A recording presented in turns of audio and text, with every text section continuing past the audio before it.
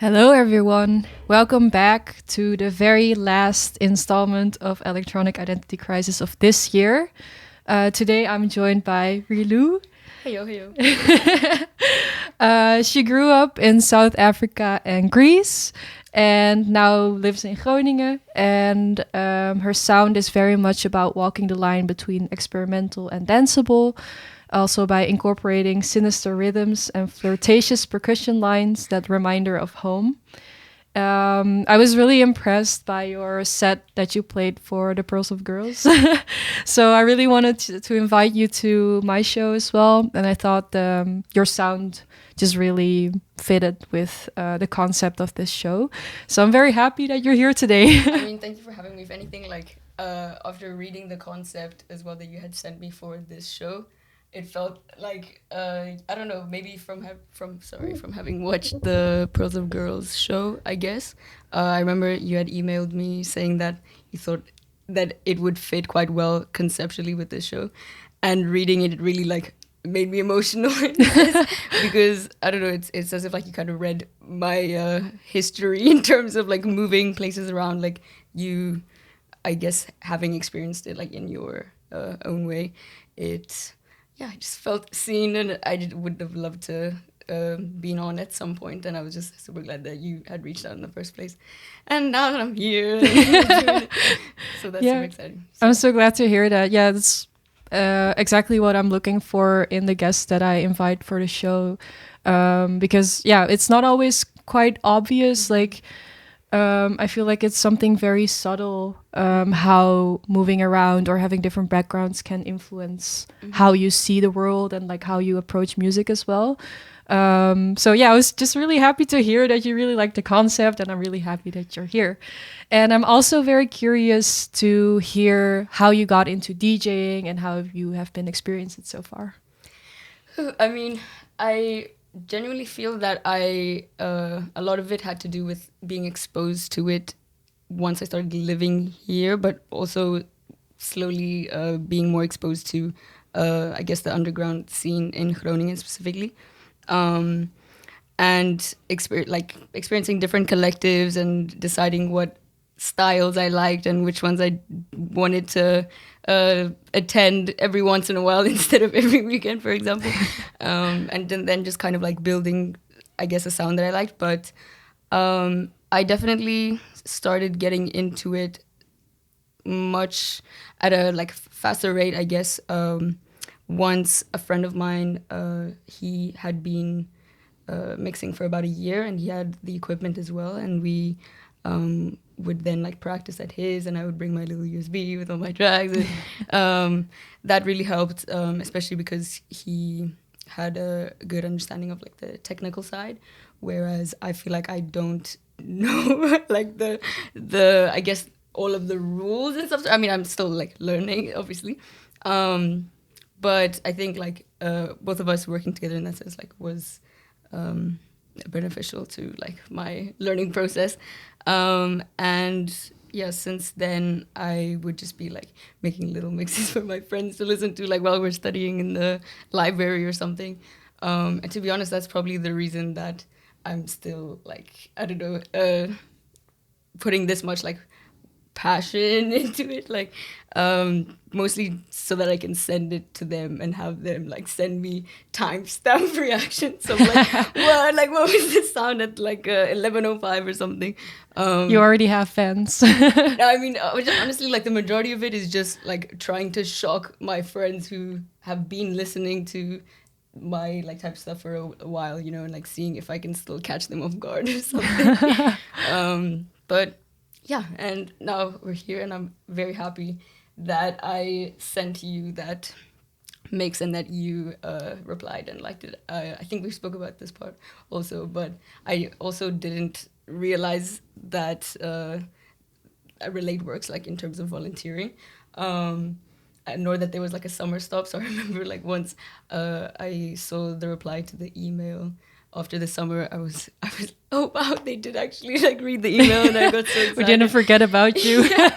Like I completely like I was like, yes, it's fine, it's not gonna happen. Like it's okay. But yeah, no, I'm super lucky to be here. Nice. So thank you. Yeah, I like what you said about playing with a friend and they were more knowledgeable about the technical part, and that you just rocked up with the USB. But I feel like that's a very like organic way of getting to know the world of DJing. Like it starts with the music that you like, and then you slowly get to know all the technique and like how a CDJ works, and like it all comes later, but the starting point is always the music. And I feel like and it was interesting like in the learning process as well, I guess.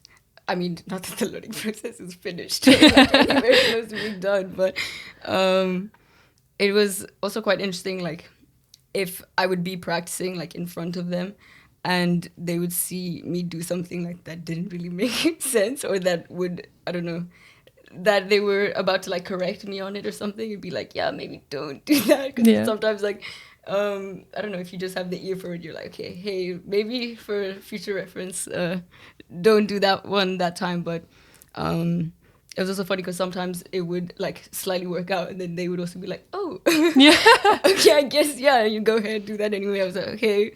So it's a fun little, but I've also had conversations about that I think what's super fun about all of this is that you learn all the rules, and then you have to unlearn them and kind of just have fun with it, I guess. Like, yeah, very true. Yeah, like they always say, like rules are meant to be broken. Like some rules make sense, so you should probably try to stick to them. But like you said, sometimes you find out stuff that just works for you, and then you should definitely, if there's a rule against it, then fuck that rule. We're making our own, it's fine. yeah, true.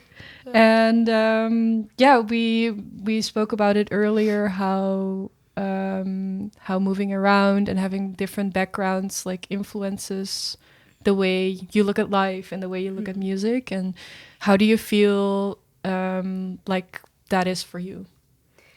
Well, I do definitely believe that I think in moving from South Africa to Greece around like age 13, whenever I would be in the other country, I felt like, and in general, I can get a little bit of a sort of like imposter syndrome or something. So if I would be in South Africa, I would feel much more Greek than South African. So I would listen to or try to discover more Greek music, I guess, to try and connect with that culture.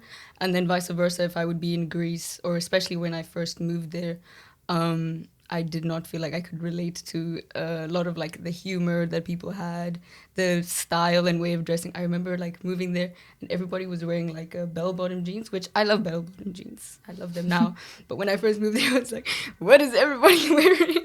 But anyways, it was just kind of fun to, I think it all started from me trying so desperately to grasp onto like the culture through the form of listening to songs that reminded me of those places.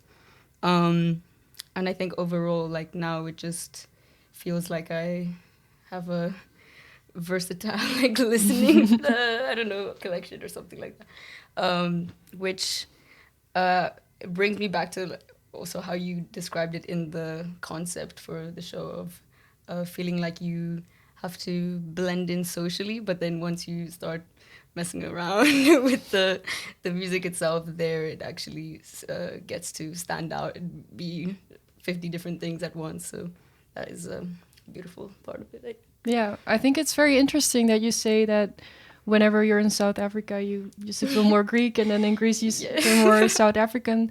And I think I really relate to that. I have never really thought about that actually, but I think that's very true for me as well. That here I'm so much more confronted with being different than a lot of people, so I feel more Chinese. And then back in China, like I'm very confronted with the fact that I did grow up in a very different place. So. Exactly, like you go back to visit, and then they're like, I don't know, like being in South Africa, I'd be like, oh, you're like, or especially now that I've lost my accent, like, well, the majority of it at least, like I go back and my friends are telling me like, you sound like an American, and I'm like, don't do it. And then I'm in Greece, or like when I first moved there, and people pretending like they couldn't, or like what I was saying was unintelligible because they couldn't understand what a South African accent sounded like when I first got there or something. So it's like interesting how either way there's a little bit of a confrontation in terms of thinking like, okay, which I don't know, do I relate to more? So I think turning that into something of your own, I guess, and finding your own way to feel like you're connected to both or all of them. Yeah, how is that now? Now you're like in a sort of third space where you're not either or, but like you're both. So. Yeah, to be honest, like I think it has been quite refreshing because it feels like a fresh, I don't know, start in a sense. Like I can explore both of those, but also living here has, I don't know, like I've gained experiences having been a citizen of Groningen as well. You know what I mean? But it is something that in my head now I kind of feel like I need to keep moving. Like for example, now I'm like, okay, once I am not living in Groningen anymore, where else am I gonna live? And then I kind of want to collect them like infinity stones or something. Like just I don't know, see how many cultures I can actually expose myself to, because I don't know if that's a, a regular way of thinking, but yeah, it is super refreshing though to be in a third separate one, but like beyond something that I've grown up around. So. Yeah. Nice. What about you? How is it? I mean, you are also Dutch, so you've grown. When were you, like, since what age? I was born here, but my parents, they moved when they were quite young. So they have some memories of China, but they've also been here for a very large part of their lives, and at this point, the majority of their lives. So for me, my Chinese part is very much cultural and not so much what I have around me. But it has always been sort of a conflict or like a dilemma. Also, when my parents had to decide for me and my siblings, like, do we speak Chinese at home or do we speak Dutch? And then they, at a certain point, they decided would there be like a mix? Yeah, in the like beginning, both? yeah. That's always super interesting. Like, yeah, it is. Like, and like yeah. as a child, it's so easy to switch as well. But when you grow older, you kind of, consolidate one language a bit more than the other. But yeah, those are quite difficult decisions to make, I feel like. And I haven't had to make them for myself so much as my parents. But now that I'm a bit older, it's very interesting to reflect on those things that I feel like people that, like their family is from a country and always has been and they grow up there, they don't get to experience these kinds of like dilemmas. So I think about that a lot. But it's quite interesting, I feel like. Yeah. The mixed, it's definitely something. Yeah. So here in Groningen, you're also a European law student, right? Yes, international European law.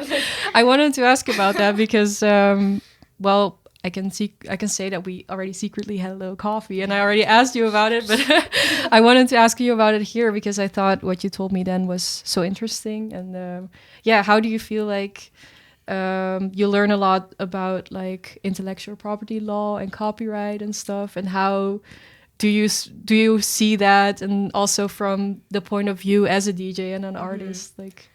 I mean, as part of our course itself, we haven't gone that into depth into intellectual property. We did around last year, also as part of our like research seminar block. Learn much more about copyright and a lot of like landmark judgments basically within the European Union, which I think for me it mainly has to do with, I guess, my family seeing how excited I get about I don't know, music, and being kind of concerned or worried that I might lean in that direction. So I think it's mainly been from a perspective of trying to combine them in whatever way I can. And seeing that, I don't know, I feel very passionate towards music right now. I would probably, if I stayed within the field of law, I would probably really only want to, I guess, spend time within the field of intellectual property. But what we were saying during our coffee as well was that I do have a slight fear about getting involved there, because I also don't want to be, I guess, working for an extremely large corporate firm that is like suing the average little musician that's putting whatever they can like on Bandcamp. So yeah, I really don't know what the future is going to hold with all of that, but I would love to be able to, I don't know, explore both passions, I guess. And in general, like, I have been trying to do more research on why the law is so underdeveloped in that sense. And it is super, I don't know, it is super interesting. Just, it makes me kind of worked up, or I don't know. I do think about the fact that the balancing aspect of the author's like right to copyright over their own work, and trying to balance that out with another person's freedom of expression, like even if they just use a 2-second clip and create something completely different that you wouldn't even recognize, and trying to see what should really be prioritized there, because I don't know, I just want to be able to keep everything legal, but also like encourage more creating, I guess. So Yeah. yeah.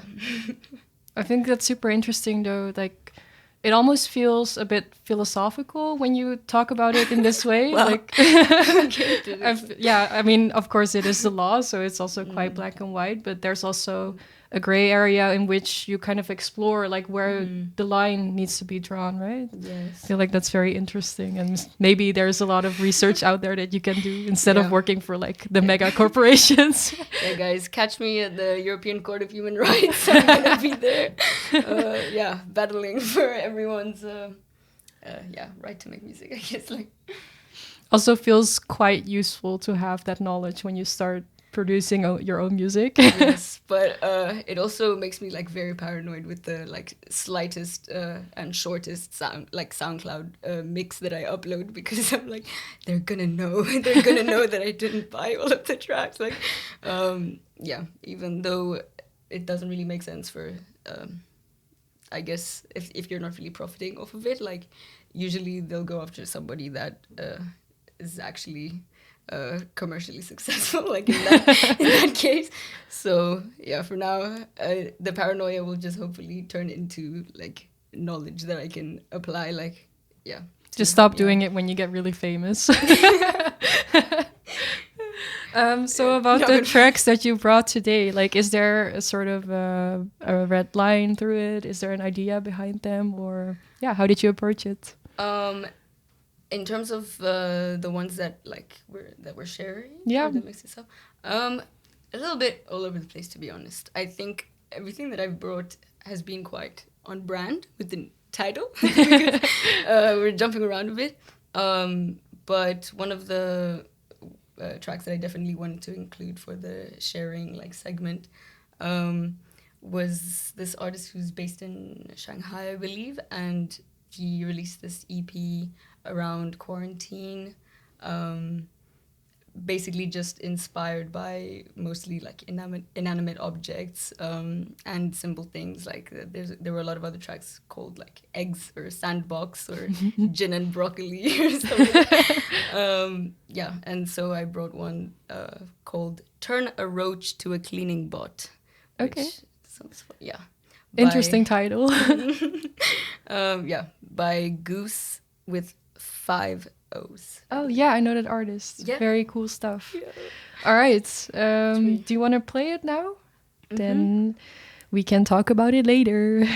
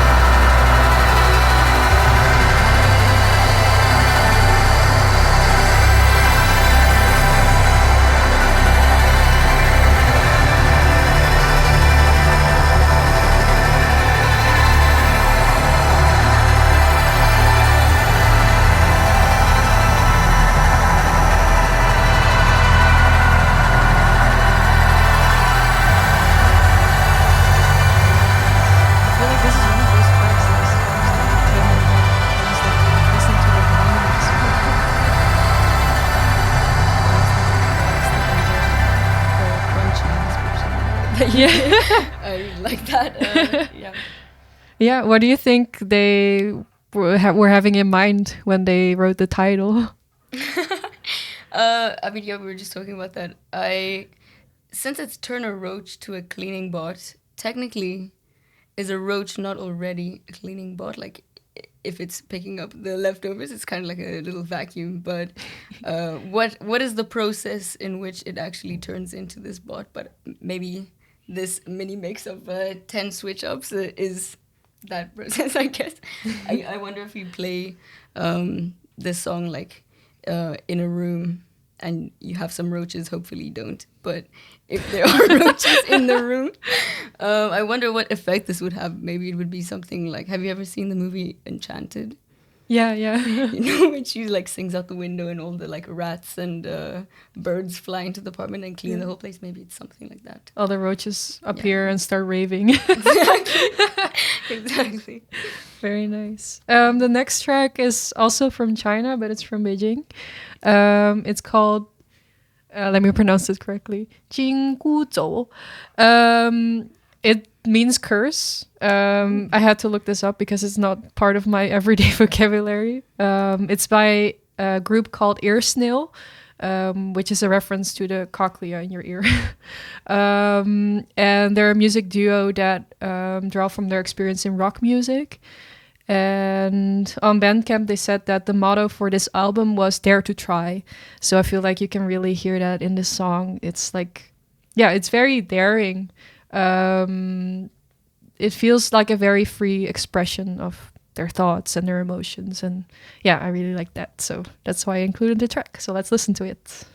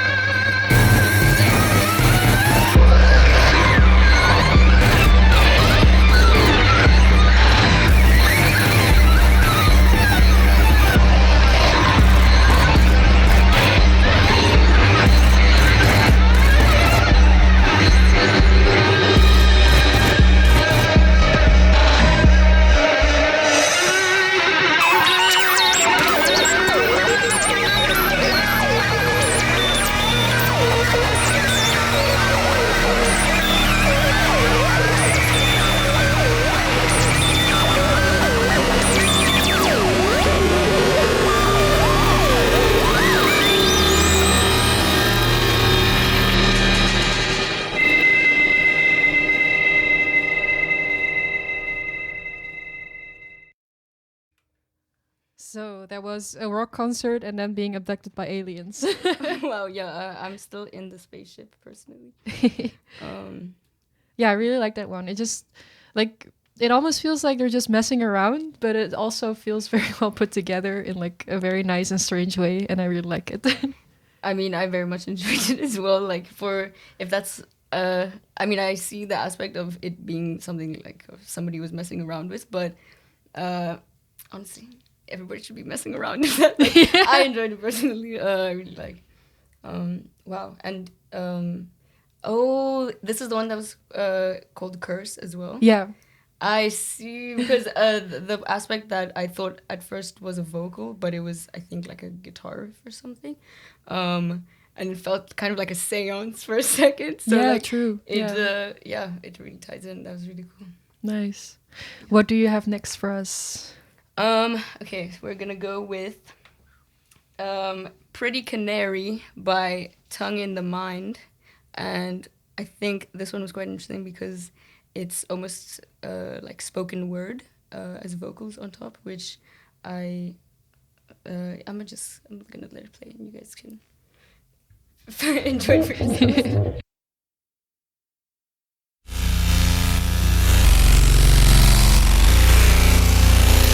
Pretty canary, color of cherry in my garden blues. Sipping on sherry, named her Carrie after her screaming hues.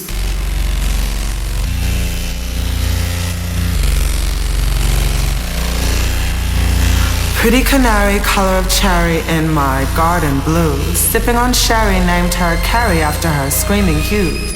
After her screaming hues, after her screaming hues, after her screaming hues. Pretty canary, color of cherry.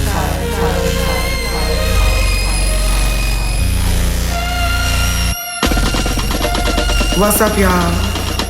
Had to pop out my situation, cause I fell off too hard.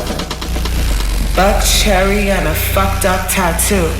Gliding down a stripper pole from Walmart, anchored in Gorilla Glue. Singing to a thing that you ain't heard yet. But you knew when it came on, it was hit or fuck with your head. It took from what you said. It took you to a runaway, and then you knew where you'd been shed. Where you'd been, where you'd be fed. Where you'd been, where you'd be fed. Where you'd been, where you'd be fed. Where you'd been, where you'd be fed.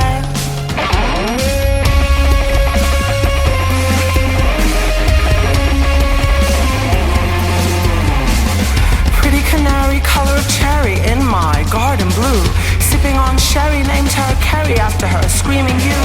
After her screaming yous. After her screaming yous. Shy little Carrie offered a berry. Shy little Carrie offered a berry. Shy little Carrie offered a berry from my bursting blooms. With skin so hairy it tickled. With skin so hairy it tickled.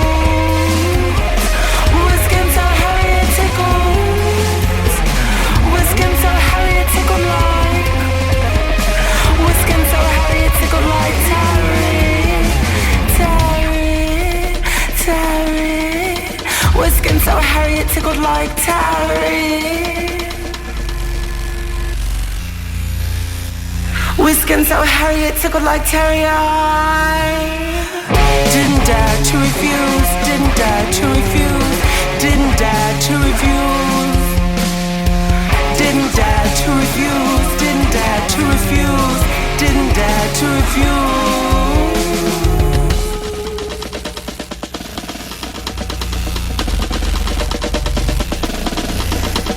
Where you'd been, where you'd be fed. Where you'd been, where you'd be fed. Where you'd been, where you'd be fed.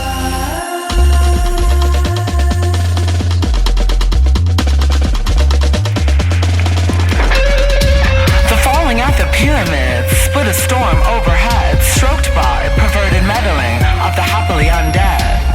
Pricked to my finger, plucked, ripped the seam till it untucks and tear surrender, then wisp in rapacious splendor.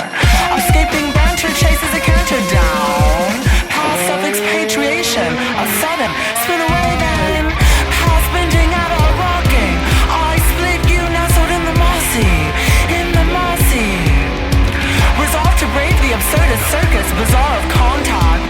Skin to soul begets known, unknowns. Giggled in the blind spots, besotted. Hides the rotted, hides the rotting.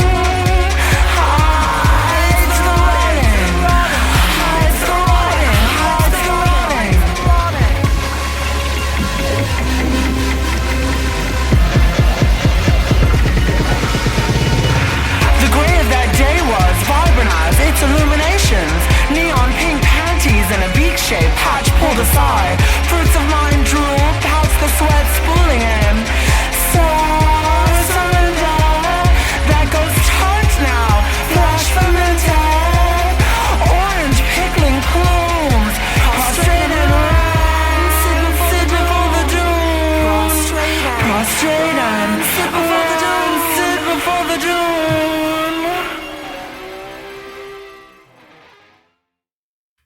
Nice, very cool track as well. I really like tracks that have a bit of a spoken word element to it because it feels very personal for some reason when there's some spoken word in it. Definitely. And I also I don't know, I feel like only more recently I've been coming across more of those, so I'm having fun finding them. But I liked the detail that you mentioned just now about how she kind of switches back and forth from like spoken word and singing.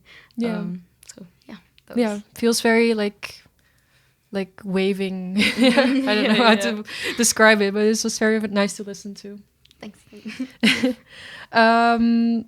Next up is going to be the last track that I share.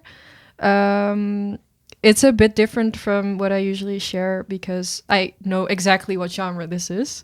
But it was very cool, and I thought not a lot of people know about this genre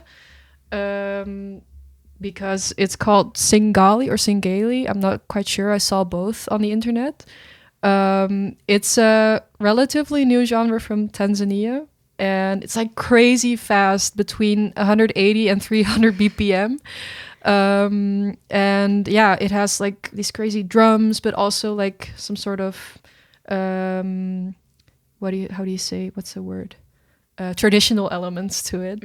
And sometimes people rap over it as well, which is very, very impressive to me when it's that fast. But this one that I wanted to share is very heavy on the more traditional element and the instruments that you hear in it.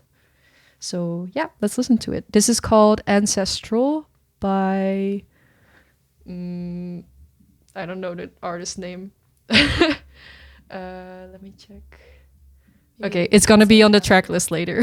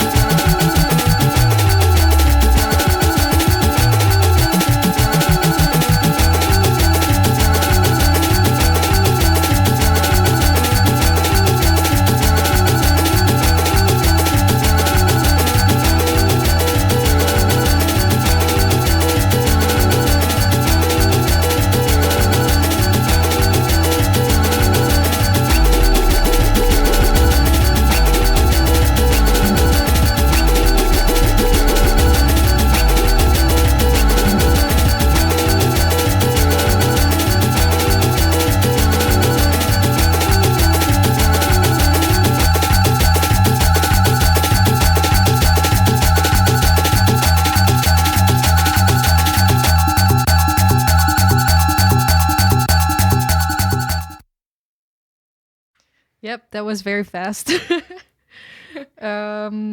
This is a track of like 200 BPM. So that places it like sort of in the middle of the range that the genre is made in. But yeah, I thought it was very nice. And there's a really cool article by Resident Advisor on this genre and the scene in Tanzania as well. So really recommend checking that out.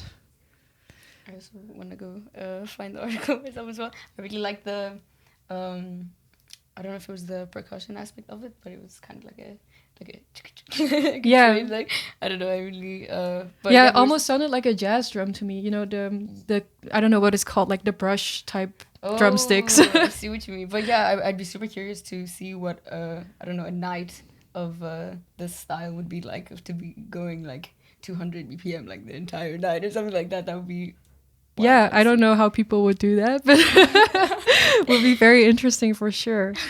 Yeah, so what do you have next for us? Okay, so I was going to play something that might have fit with this last track that you just played, but because I was speaking to you on our little coffee day about this song, I feel like I have to play. I've hyped it up a lot now, but to be honest, I just like it because it's certified banger, to be honest. But it's the lyrics are kind of dystopian, so it's fun to me. It's called "Always on My iPhone" by Senso. All right.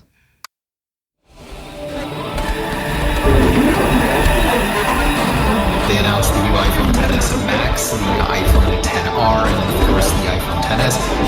I actually want to make it very simple for you guys to decide which device to buy. There are so many.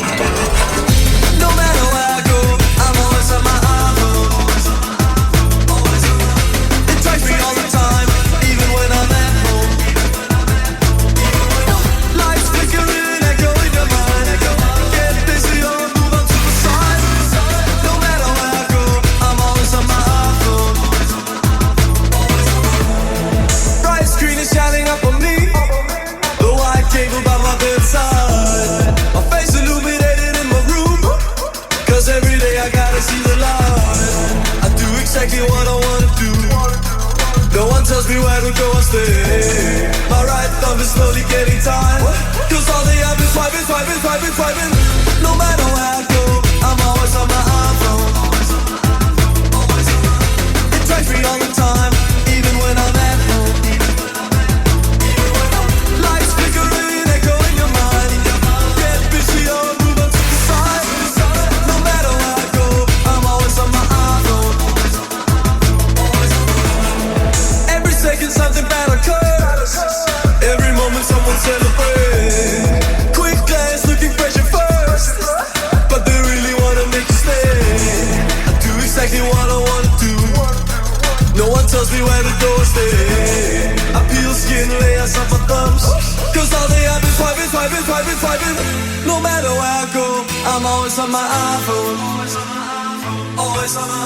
It drives me all the time, even when I'm at home. Lights flickering, echo in your mind. Get busy or move on to the side. No matter where I go, I'm always on my iPhone.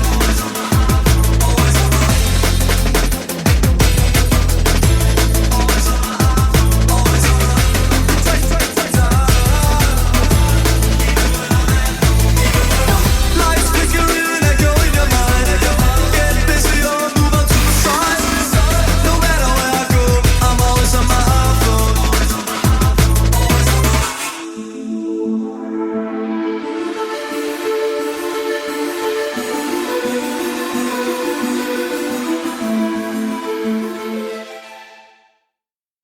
I think he's always on his iPhone. I think we need to ask him. I'm not really sure, but yeah, he might spend a little bit of time on there. I really liked it though. It's for sure a banger. Thank you. I very much agree. I really like the parts where he's like